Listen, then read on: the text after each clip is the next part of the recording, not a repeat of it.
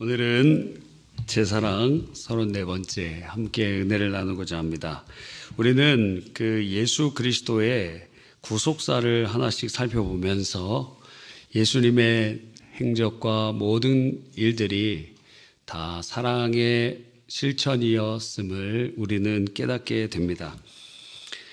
하나님은 우리를 얼마나 사랑하실까? 우리는 창조부터 특별한 존재로 창조되었습니다. 그래서 시편 8편에는 사람이 무엇이간데 인자가 무엇이간데 이렇게 생각해 주십니까? 하고 노래합니다. 그 사랑의 중심에 바로 예수님의 구속사가 있고 구속사의 중심에는 십자가가 있습니다. 요한일서 3장 16절에 그가 우리를 위하여 목숨을 버리셨으니 우리가 이로써 사랑을 알고, 예수님의 십자가를 통해서 우리는 사랑이 무엇인지 알게 되었습니다.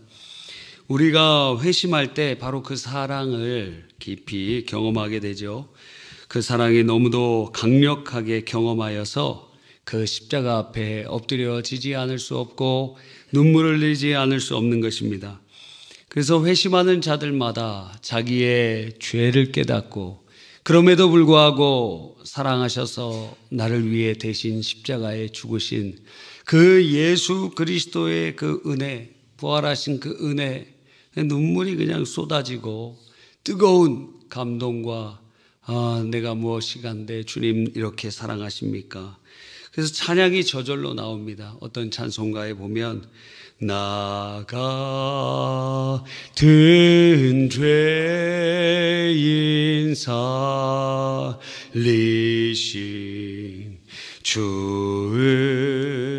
은혜 놀라워 잃었던 생명 찾았고 광명을 얻었네. 우리가 지난 수십 시간을 살펴본 바와 같이 예수님의 성육신으로부터 지난주 예수님의 승천까지 모든 것이 사랑이었습니다. 오늘 본문은 정말 상상도 할 수 없는 그 은혜를 우리에게 베풀어 주심을 보여주고 계십니다.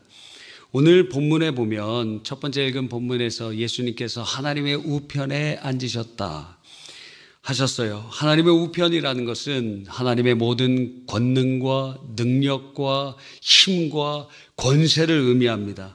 그래서 이것은 마태복음 28장 18절의 말씀으로 빗대어 표현하면 하늘과 땅의 모든 권세를 받으시고 이제 다스리시는 것입니다. 승천이 바로 대관식이라면 하나님의 우편에 앉으신 것은 이제 통치를 하신다는 것입니다. 예수님은 신성을 따라서는 아버지와 성령과 동일 본질이시요 한 본질이신 인데, 그런데 그분께서 우리를 구원하시려고 이 땅에 사람으로, 죄 없으신 사람으로 오셨습니다.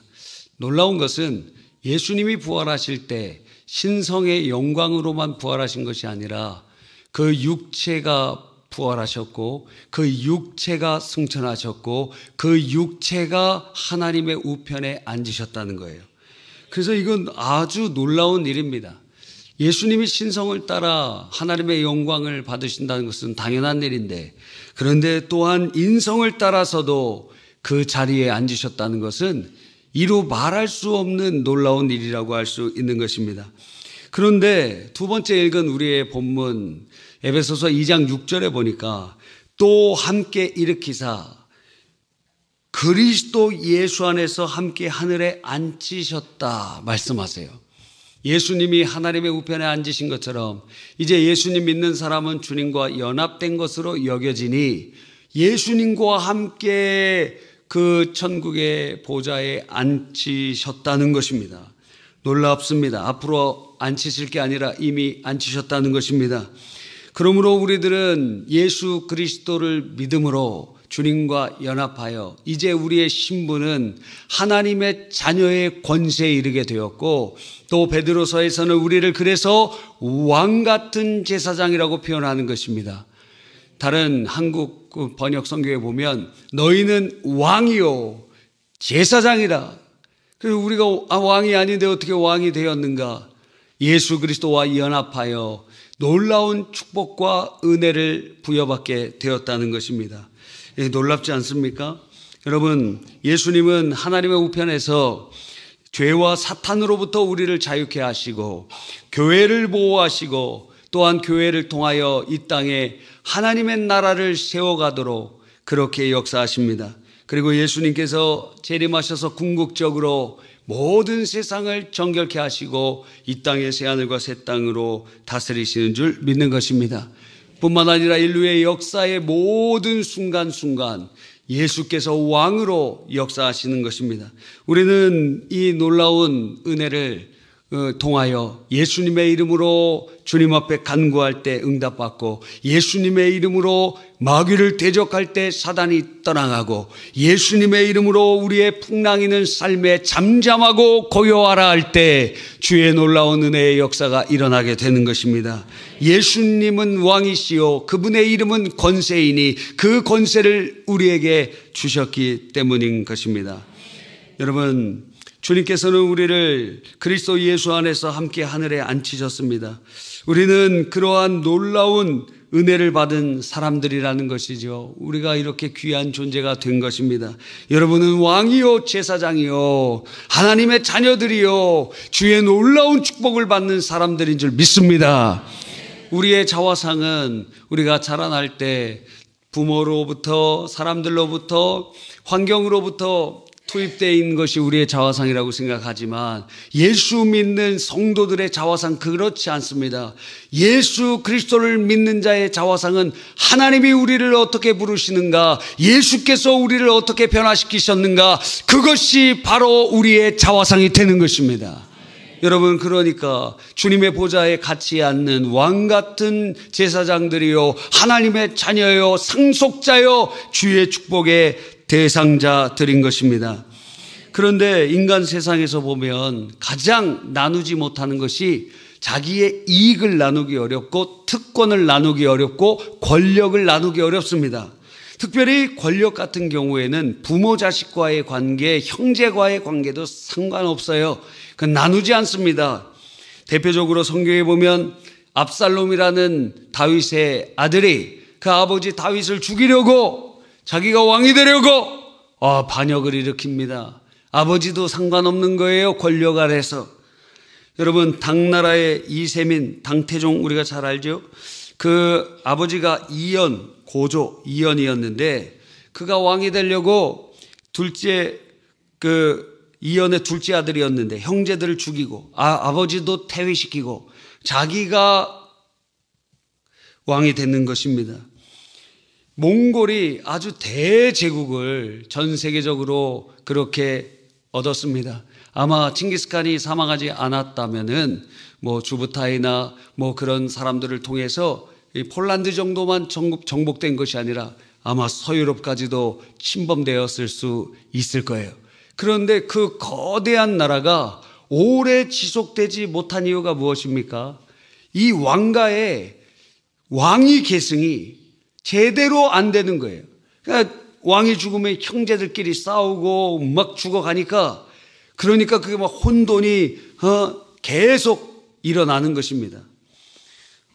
조선에서도 태종이 그가 왕이 되기 전에 1, 2차 왕자의 난을 일으켜서 형제들을 제거하고, 그리고 마침내 왕이 됩니다. 수양대군도 난을 일으켜서 적장자 단종, 그 단종을 몰아내고 자신이 조선의 7대 왕이 되는 것입니다. 그러니까 권력 앞에서는, 특권 앞에서는 형제도 없고 부모도 없고 그런 것 같아요. 북한의 김정은은 그것을 우리에게 아주 명확하게 보여주지 않습니까? 김정은은 이제 자기가 뭐라 그래야 됩니까? 김정은. 예? 뭐라 그러죠? 예, 주석이라고 할 수도 없잖아요. 주석도 아니잖아요. 지금 위치를 내가 잘 모르겠습니다. 하여튼 그냥 김정은이라고 얘기하겠습니다. 김정은이 위원장, 예, 국방위원장인가요? 하여튼 김정은이 그 자리에 오른 다음에 자기가 볼 때 제일 문제가 되는 것이 중국의 영향력이었습니다. 그래서 이 중국의 영향력을 싹 제거를 시키려고 하면서, 그러면서 그 아버지가 잘했던 것이 2인자를 두지 않는 것이었거든요. 그래서 모든 중앙 핵심 부처에서 보고는 김정일에게 직접 오도록 돼 있어요. 그래서 이 단체와 이 단체가 서로 네트워킹이 안 돼 있어요. 그리고 군대 안에서도 이중 삼중에 그 서로를 견제하는 그런 것들을 다 해놔서 아주 꽉 붙잡고 있었습니다. 고난의 행군 때 사실 거기에서 쿠데타가 일어나고 그래야 되는데 워낙 그 이중 삼중으로 딱 붙잡고 있기 때문에 어떻게 하질 못한 거예요. 그런데 이제 김정은이 이 후계를 받은 다음에 보니까 중국 영향력이 굉장히 많고 친중파가 너무 힘이 센 겁니다. 그리고 거기에 보니까 권력에 굉장히 강한 도전자로 영향력이 막강한 그 고모부가 있었어요. 그래서 장성택이라는 사람인데 그 사람을 처단해버린 것입니다. 뭐 어떤 소문에 의하면 뭐 곡사포로 그냥 흔적도 남지 않을 정도로 그렇게 처형해버렸다 하고 있고, 또 여차하면은 중국에서 너 김정은 너 교체해버릴 거야 하고 김정남이라는 사람을 비호하고 그러고 있었는데, 그 어떤 말레이시아인가 어떤 여성분 2명에게 뭐 속여갖고 그 사람을 통해서 여기 손에다가 VX 신경작용제를 발랐어요. 그거는 금방 이걸 소독하면은 살 수 있습니다. 근데 만약 소독하지 못하고 그냥 있잖아요. 그러면은 금방 죽어버리는 거예요. 그래서 그 테러리스트는 자기 손에다가 이거 바르고 김정남 얼굴에다가 이렇게 만졌습니다. 그래서 김정남은 죽고 이 2사람은 소독해갖고 살았어요. 이야, 정말 영화에나 나올 법한 일이 우리나라에 일어나고 있습니다. 왜요? 권력을 나눌 수는 없기 때문에.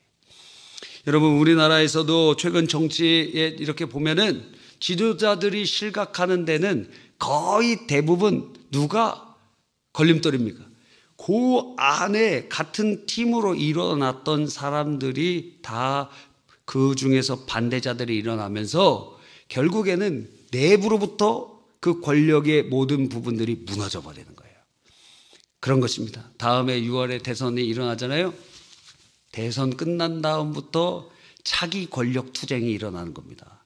누가 그 다음 대권을 하겠는가. 그래서 결국에는 대통령 그 밑에 있는 사람들끼리 이제 권력 투쟁을 막 하면서 그렇게 되는 게 우리의 역사라고 할 수 있습니다. 왜요? 권력은 나눌 수가 없기 때문에. 그렇죠. 그러니까 안 나누려고 그러면 독재를 하는 겁니다. 죽지 않을 때까지 죽을 때까지 권력을 안 놓으려고 막 독재를 하는 거예요. 그래서 독재를 하는 거예요. 여러분, 그렇다면 예수님께서는 그 보좌에 앉으시면서 우리를 같이 함께 앉히셨다는 것은 놀라운 은혜에 함께 참여시켜 주셨다는 것 아닙니까? 우리를 하나님의 자녀로, 하나님의 상속자로, 하나님의 그 놀라운 권능과 권세의 은혜의 자리에 함께 참여할 수 있도록 하신다는 것, 있을 수 없는 일이라는 거예요. 자, 그러니까 만왕의 왕이시오 만주이신 예수님께서 우리를 높이시사 하늘에 앉히셨다는 것은 비록 지금 우리가 연약하고 약하고 그리고 비루하게 보일지 몰라도 영적 신분 자체는 이미 변화된 존귀한 자들이요, 뿐만 아니라 지금 이 세상에서도 예수님의 이름으로 그 권세의 통로를 사용할 수 있으며 장차 놀라운 영광 가운데 우리는 그렇게 세워주신다는 것입니다. 그렇다면 사랑이라는 것이 무엇입니까? 바로 우리가 나눌 수 없는 특권과 위치와 자리와 권력을 나누는 거예요. 나누는 거.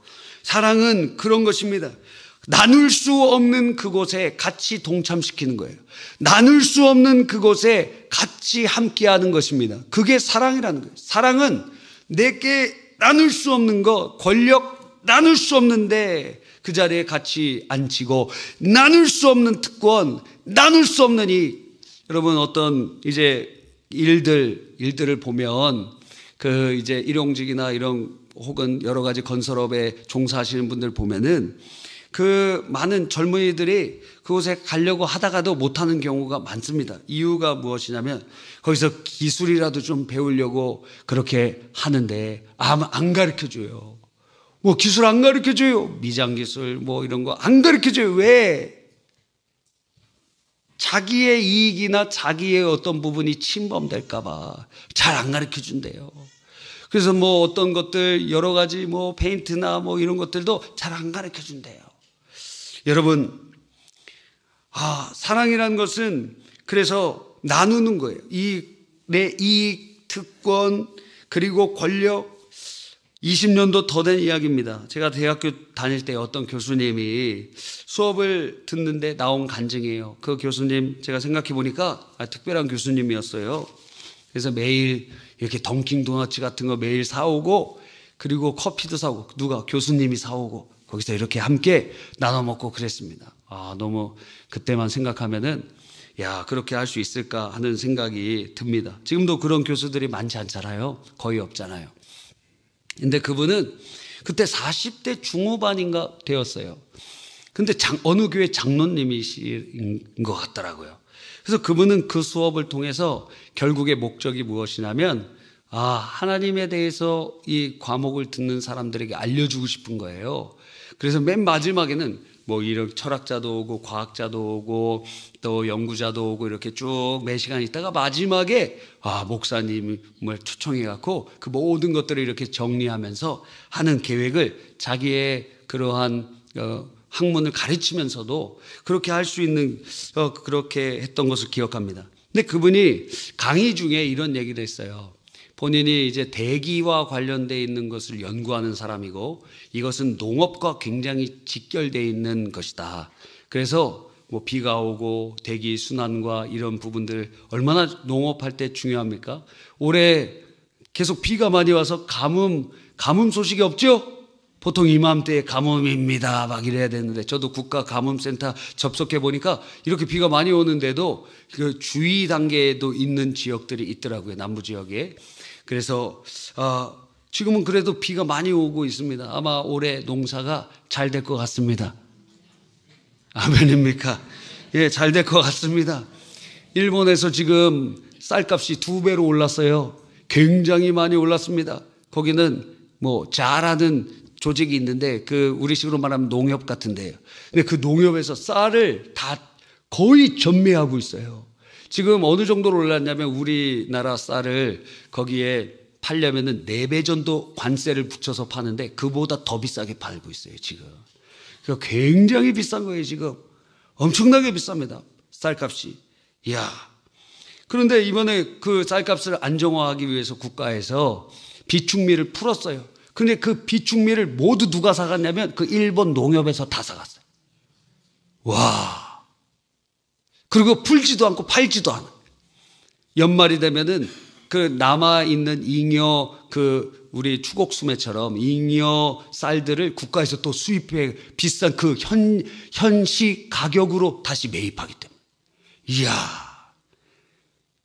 그래서 매점 매석하는 것이 이게 아주 강력한 동기가 되지만 사람들은 피해를 많이 봅니다. 미국에서도 우리가 잘 아는 록펠러가 전 그 기름을 장악했어요. 얼마나 큰 부자가 되겠습니까? 독점하니까. 그래서 이건 이래서는 안 되겠다. 그래서 반독점법이 미국에서 이 록펠러를 겨냥해서 사실은 만들어졌다고 생각이 돼요. 그래서 반독점법을 통해서 록펠러 기업을 쪼개버렸어요. 그래서 그것이 독점하지 못하도록. 지금도 구글의 뭐 크롬인가 그것을 지금 그 독점이다 그래서 쪼개려고 그러잖아요. 반독점법. 왜? 독점하면은 사람들에게 굉장히 많은 피해를 줄 수 있기 때문에.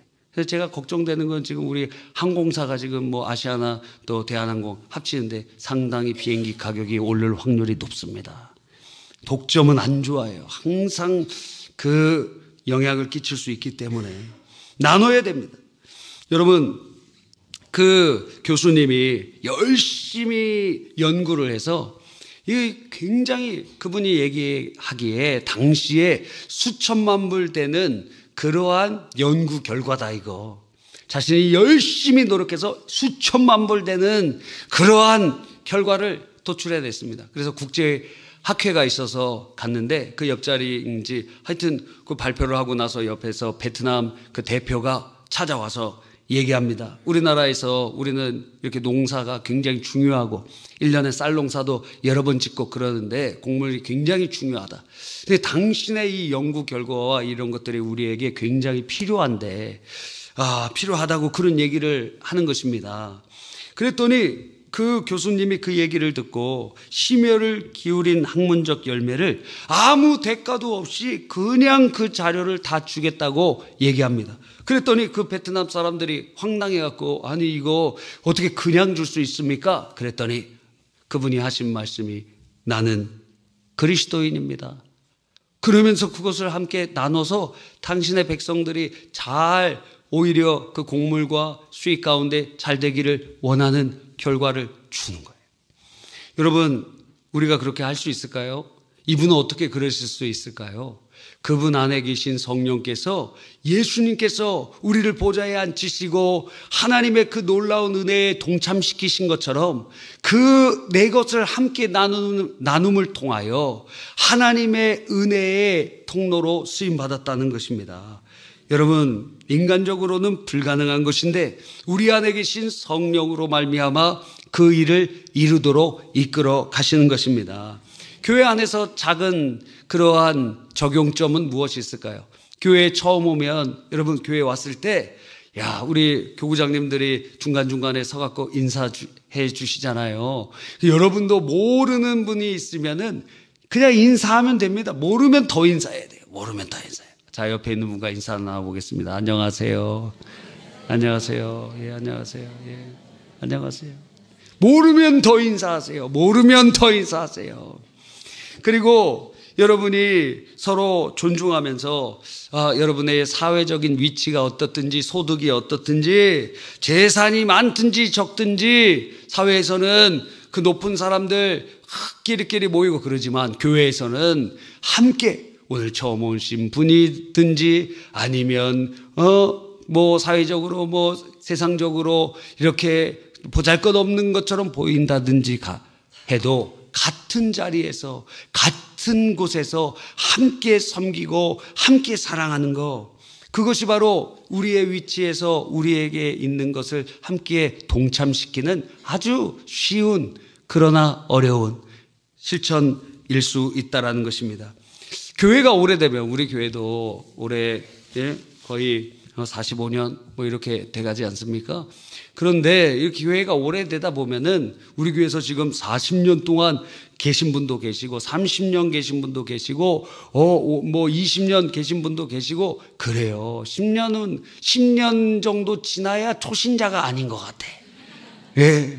그거는 약간 뭔가 잘못된 것입니다. 왜냐하면 이게 바로 네트워크가 기존 네트워크에 연결되어 있다는 거예요. 특별히 여기서 오래 교회에서도 결혼하고 자녀도 낳고 그러면 교회 안에 할아버지 또 아버지 자기 손자 손녀 3대 4대가 다 연결되어 있어요. 그러면 가족 종교가 되어버려요.